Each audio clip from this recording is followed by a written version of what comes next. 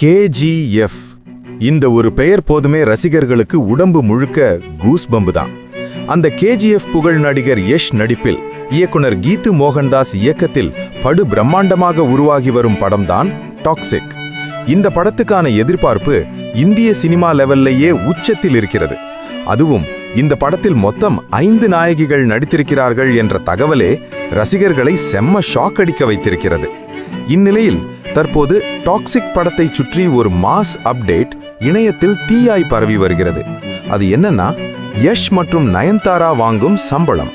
தகவலின்படி இந்த பிரம்மாண்ட படத்திற்காக ராக்கிங் ஸ்டார் யஷ் ரூபாய் 50 கோடி வரை சம்பளம் வாங்கியுள்ளதாக கூறப்படுகிறது.